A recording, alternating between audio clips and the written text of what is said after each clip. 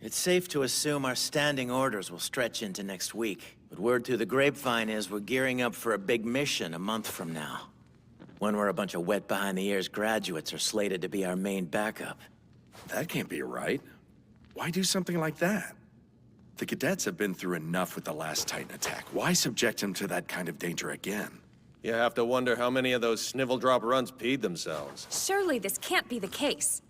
Mission planning isn't my responsibility. But it is Ervin's.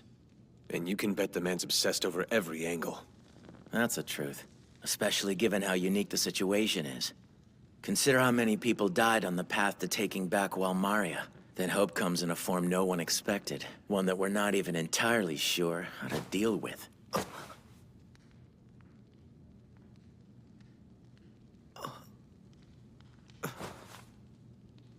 Most of us still find it hard to believe. So how does it work, this whole changing into a Titan trick? Really? Wish I could tell you, but the fact is my memory's not clear. Guess it's kinda like being in a trance. I do know the trigger seems to be hurting myself in some way. Like biting my hand. Wait, why do I know that, but nothing else? You're not going to get anything out of him, apart from what the scribblers have laid out in the reports. Not that you know who won't have a go at it. You'll be lucky to come out of it alive if that one lays into you. Of course, it's only a matter of time. Who are you talking about? Ow! I'm so sorry. Good evening, Team Levi. How is Castle Life treating everyone? You're too early. Am I? Suppose I couldn't help myself. Section Commander Hange? Hello, Aaron. In the event you haven't pieced it together yet, it's my job to spearhead the Scout Regiment's research efforts. Essentially, I poke and prod our captive Titan specimens. I'd very much like your help. My help? In what way? Like, what would I have to do? Join me, of course! On a quest of scientific discovery! Well, I'm happy to help, except I'm afraid it's not up to me. I'm under close restrictions by order of the higher-ups, you see. Levi, what's on the docket for him tomorrow? Clearing out all the weeds? Excellent, then. It's cinched. Young man, tomorrow will be grand. Okay. But, just so I'm clear, what exactly will I be doing? Are you running experiments or something? Idiot, shut up. Ah, I knew it. You possess a singularly curious mind, don't you?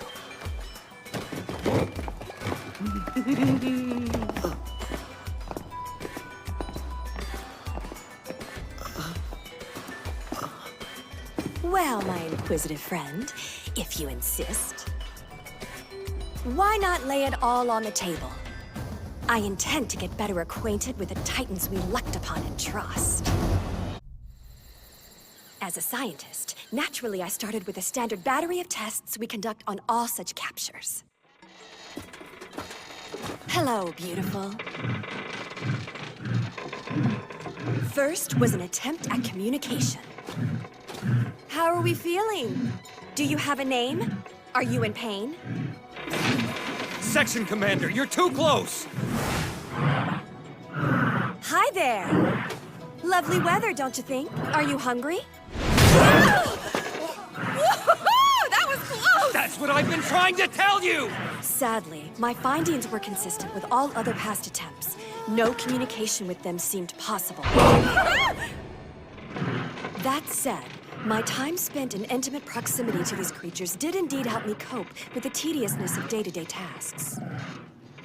Once upon a time, many centuries ago now, there lived a vicious tribe of cannibals. You may think I'm speaking of your kind, but in fact, these cannibals were human. They would maraud unwary travelers near their cave. Their ruthless palate did not discriminate between merchant and clergyman, highborn or low. Valuables were taken, flesh feasted upon. We gotta go through this again? Her naming scheme is so weird. Yeah. What did she end up going with last time? It was Chikatilo and Albert. In the end, these cannibals subsisted on human meat for 25 years, give or take. Historians suspect they killed somewhere around 500 people during that time. That's probably more victims than the two of you have gorged on combined. To their credit, though, they perfected the art of preparing flesh. Steaks cut from hindquarter meat, leg meat diced and added to stew, belly fat ground into patties and fried, sausages made from blood clots and intestinal lining. In fact, one might even suggest they further the culinary arts. In that respect, they were distinct from you. Alas, this tribe of gormandizing cannibals were caught and executed by the providence of a single mistake. In that respect, you aren't so dissimilar. You both underestimated your quarry's resourcefulness and wound up captured, victims of your own appetite. In honor of the cannibal tribe's notorious leader, I'm going to christen you beauties accordingly. You'll be Sawney. You are Bean. No need to fret, though. I'm not going to publicly disembowel you or burn you at the stake. Pleasure to meet you, Sawney. Likewise, Bean. Let's be chums, huh? That's how I came to name the 7-meter Titan Bean and his grinning 4-meter companion, Sawney.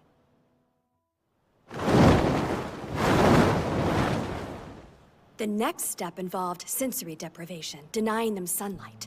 Observing as we do that Titans are less active in the nocturnal hours, we may extrapolate from this experiment that the sun is likely a key source of energy for them. Nevertheless, I discovered a profound difference between the two. Well done, Sawney. See you in the morning. Sweet dreams, you lug. Corroborating previous data, Sawney grew notably sluggish after only an hour's lack of sun. My, someone's certainly the night owl, huh? You're going to wear me out. Ah, well, this wouldn't be my first all-nighter in the name of science. Bean, however, still beamed 3 hours in. A staggering find, believe me. They don't require food or water to survive. They possess vocal organs but have absolutely no need to breathe. The only thing their bodies metabolize into energy is sunlight. Every Titan may have a different threshold for sunlight withdrawal, so I have to be careful. Don't want them dying on me, you know. Several have passed on in captivity owing to my ignorance, sad to say. 2 in particular perished of decapitation when we accidentally struck the soft spot. Poor devils. Chikatoloni and Albert, their names were. Such adorable ear-to-ear smiles. What I did to them was terrible. It haunts me. I mustn't let that happen again. I couldn't bear it. Yeah, no. Sure. Carrying on! Physical contact with them was the next obvious step because I simply had to know whether or not they experienced pain as you or I!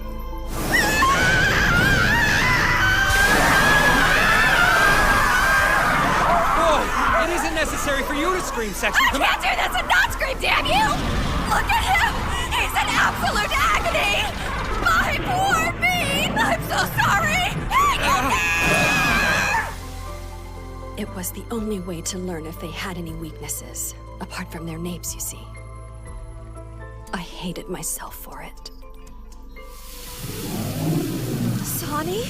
Sweet pea, I've skewered you straight through the heart. Does it not hurt, dear? Don't you feel that? Sawney was more, shall we say, introverted than his counterpart. If he felt pain, he was unwilling to show it. Go on! Talk to me! For the love of God, stand clear! You almost got me that time, didn't you, darling? You want your head chomped off? Sawney's range of expression is somewhat limited, I think. The only things he knows to do are lunge and bite. Commander, all due respect. But how can you be so lighthearted about them? You talk like they're badly behaved pets. It's just, they're the single greatest threat mankind has ever faced. They've nearly driven us to extinction. You're a scout, you know that. You've seen them in action countless times. True. In fact, more than my fair share of friends have died in the jaws of a Titan right in front of me. When I first became a scout, I fought them out of pure white-hot hatred. But one day, I came to a realization. I'd kicked the severed head of a 3-meter Titan out of spite. It weighed next to nothing. Might as well have been a feather. In the realm of improbability, that fact would seem to rank fairly high. Their utter strength argues against it. And such was the case with every Titan. Contrary to the appearance of density and great mass, the severed limbs were light as tree bark. I've been given to understand that when you transform, your Titan body materializes as if out of thin air. It's so bizarre. In fact, the only way I can think to describe it is to say their appearance stands in sharp contrast to their true substance. We've been fumbling around in the dark, our prime offensive tactic based on contempt and fear. We need a fresh strategy, one guided by knowledge, a whole new way of looking at the enemy. Of course, it could be a complete waste of time.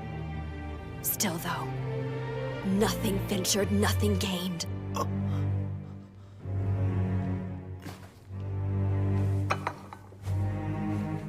Joining the Scouts has been an eye-opener. Shock after shock. And it's not just Section Commander Hange. Everyone here's a little off. It's like I've wandered into a sanctuary for crackpots. But they're striving for change. That's been the appeal of the Scouts all along, right? Commander Hange! If you don't mind, I think I should hear about these experiments in greater detail. What? Really? Yes, I want to know everything. If I'm going to help you tomorrow, I'll need it. Ah, good point. Well, I might have glossed over one or two important details. Right, full disclosure then! We may be here a while. Good. I ought to start from our first captured Titan. That was the birth of my first hypothesis, you see. Carried to its natural conclusion, though, the experiment yielded nothing of positive value. But listen to me rambling on. I'm sure you surmised all this from your training. They did cover this stuff, right?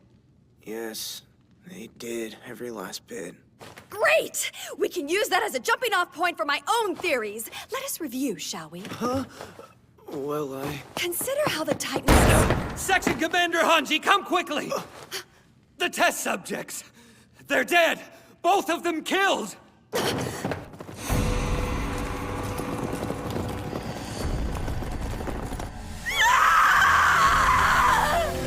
Sonny! Bean! How could this happen? Someone tell me this isn't real! They were such valuable specimens. Is this a soldier's work? Yeah, but they haven't pegged the one responsible yet. They were killed just before dawn, apparently. By the time the guards got here, the bastard cleared out on ODM gear. Whoever it was must have had a lookout to warn him about the guards. Oh dear. Someone's gone stark raving mad, haven't they? how did it happen? Let it go. This is a matter for the military police. Yes, sir. What is it you think you see? Who do you think the real enemy is here?